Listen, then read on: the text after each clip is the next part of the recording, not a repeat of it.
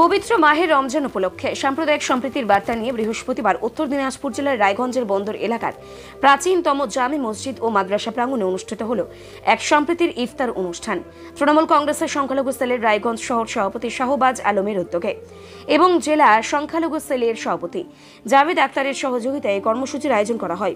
অনুষ্ঠানে উপস্থিত ছিলেন জেলা সংখ্যালঘু সেলের সভাপতি জাভেদ আক্তার, রায়গঞ্জের বিধায়ক কৃষ্ণ কল্যাণী, প্রতিনিধি তথা পৌরসভার ওয়ার্ড কোঅর্ডিনেটর প্রদীপ কল্যাণী, স্থানীয় ওয়ার্ড কোঅর্ডিনেটর হিমাদ্রি সরকার সহ একাধিক বিশিষ্ট ব্যক্তি ও স্থানীয় বাসিন্দারা। ইফতার অনুষ্ঠানে বিভিন্ন সম্প্রদায়ের মানুষ অংশগ্রহণ করেন, যা এলাকায় সম্প্রীতি ও সৌহার্দ্যের বার্তা ছড়িয়ে দেয়।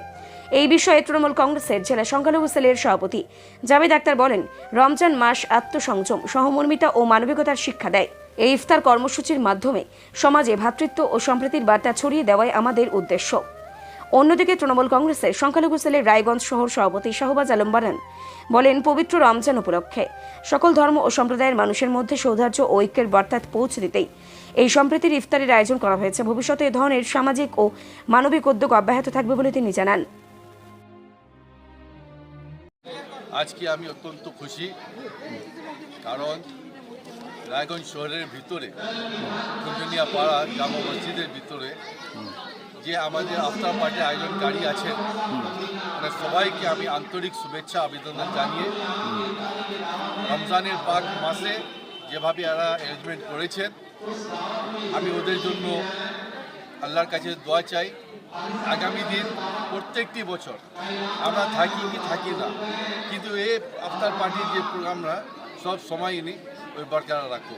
দ্বিতীয় কথা যে আমরা এরকম একটা দেশে থাকি যে দেশের সংবিধান সবার জন্য সমান সমান আছে। কারণ যখন স্বাধীনতা হাসিল করার জন্য ব্রিটিশ গভর্নমেন্টকে এখান থেকে তাড়ানো হলো, সে সময় হিন্দু মুসলমান শিখ ইসাই মিলিয়ে রক্তদান হলো। তারপর রক্ত দিয়ে, তারপর বলিদান দিয়ে কেউ আমাদেরকে শহীদ করা হলো। হাজার হাজার আমাদের যুব সাথীগুলো এখানে নিজেকে বলিদান দিয়ে তারপর আজকে আমরা স্বাধীনতা পেলাম। আমাদের মাননীয় মুখ্যমন্ত্রী সব সময় একটাই নিয়ে চলে, এক চোখে সবাইকে সমান সমান নিয়ে চলে। এটাই ওনার বার্তা আছে কি ধর্ম যার যার, কিন্তু আপনার উৎসব সবার সবার। তো এই জিনিসটা পালন করতে হবে, রক্ষা করতে আমার সবাইকে মিলে দেবে।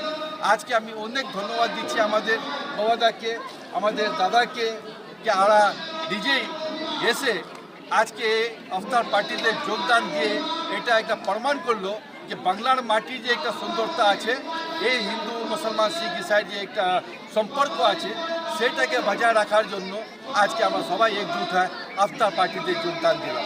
এই জন্য আজকে যে আমাদের যতগুলো আয়োজনকারী টিম আছে এখানে, আমি সব যুব সমাজকে এটা বার্তা দিতে চাই। আগামী দিন অনেক ঘোর অন্ধেরার মতন দেখা যাচ্ছে, যে এখন সরকার আছে বর্তমান আমাদের দেশের সরকার, ওদের উদ্দেশ্য একটাই আছে যে কীভাবে হিন্দু মুসলমানের একটা বিভাজন করা যায়। কিন্তু পশ্চিম বাংলার আমাদের পাশে দাঁড়িয়ে আছে মমতা দিদির নেতৃত্বে। আমরা সব সময় একটা বার্তা দিতে চাই যে আমরা এক আছি, এক থাকবো, আর আগামী দিন যে সম্প্রদায় চিন্তাধারা নিয়ে আসবে বাংলা মাটিতে, আমরা সবাই মিলে এখান থেকে তড়িয়ে দিই। রাত হোক বা দিন, নিউরো এমার্জেন্সি সময় দেখে আসে না। হঠাৎ মাথায় আঘাত, স্ট্রোক বা অচেতন হয়ে যাওয়া, প্রতিটি মুহূর্তই অমূল্য, কারণ এখানে সময়ই সবচেয়ে বড় চিকিৎসা। এবার রায়গঞ্জেই উপলব্ধ অ্যাডভান্সড নিউরোসার্জারি সুবিধা।